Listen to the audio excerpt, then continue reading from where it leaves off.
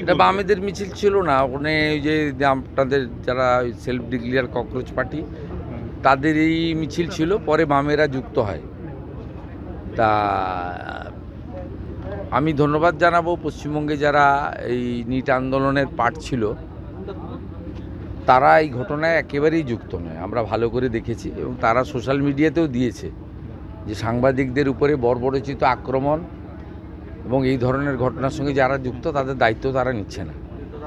তারা সোশ্যাল মিডিয়াতেও দিয়েছে, আমাকে কলকাতা পুলিশের সিপি সব পাঠিয়েছে, দেখেছি আমি। এই শক্তিটা কমপ্লিটলি বিদেশি শক্তিদের দ্বারা মদতপুষ্ট হতে পারে, তদন্তকারীরা বলতে পারবেন।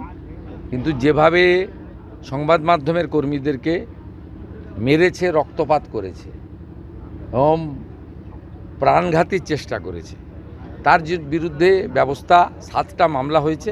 সব মামলা কিন্তু রিপোর্টাররা করেছেন। পুলিশ 2-1টা সুমোটো মামলা করেছে, কিন্তু রিপোর্টাররাই এগিয়ে এসে করেছেন। এই প্রথম পশ্চিমবাংলায় রিপোর্টাররা বছরের পর বছর ধরে আক্রান্ত হয়েছে। 23-এর পঞ্চায়েত ভোটে কি অবস্থা হয়েছে আপনারা দেখেছেন, 22-এর পুরো ভোটে কি হয়েছে, ভাঙড়ে কিভাবে পিটানো হয়েছে, সন্দেশখালিতে পিটানো হয়েছে, অভয়া আন্দোলন, আরজিকর আন্দোলনে কিভাবে মার খেয়েছে রিপোর্টাররা, কিভাবে রক্তপাত হয়েছে। না প্রেস ক্লাব কোনো ভূমিকা নিয়েছে, না তদানীন্তন মুখ্যমন্ত্রী বা পুলিশ কোনো ভূমিকা নিয়েছে, না কেউ গ্রেপ্তার হয়েছে। কিন্তু এবারে আপনারা দেখেছেন, আমরা গণতন্ত্রের চতুর্থ স্তম্ভ শুধু ভাষণে বলি না, কাজও করি। আমি তৎক্ষণাৎ পিজিতে ছুটে গেছি এবং রিপোর্টাররা সাহস পেয়েছে, তারা এগিয়ে এসে এফআইআর করেছে, মেডিকেল করেছে, গ্রেপ্তার হয়েছে 14 জন। যাদের ভিডিওতে দেখা গেছে তারা গ্রেপ্তার হয়েছে। এদের সঙ্গে ককরোচ পার্টি, নিট আন্দোলনের কোনো সম্পর্ক নেই। এরা কেউ ছাত্র নয়, এরা কমপ্লিটলি জামাতি, মৌলবাদী এবং ভারতবর্ষকে দুর্বল করতে চায়, অশান্তি করতে চায়। আর গত 10 সপ্তাহব্যাপী যে বিজেপি রাষ্ট্রবাদী সরকার চলছে, তারা যে সিদ্ধান্তগুলো আইন কার্যকর করার ক্ষেত্রে নিয়েছে, সেই যন্ত্রণা থেকে এই অসভ্যতামিটা এরা করছে। এই খারিজি মাদ্রাসা তার রেজিস্ট্রেশন নিয়ে তদন্ত হচ্ছে, এদের রাগ আছে। অবৈধ ওবিসি সার্টিফিকেট পেয়েছিল, হাইকোর্ট বাতিল করেছিল, আমরা কার্যকর করেছি, রাগ আছে।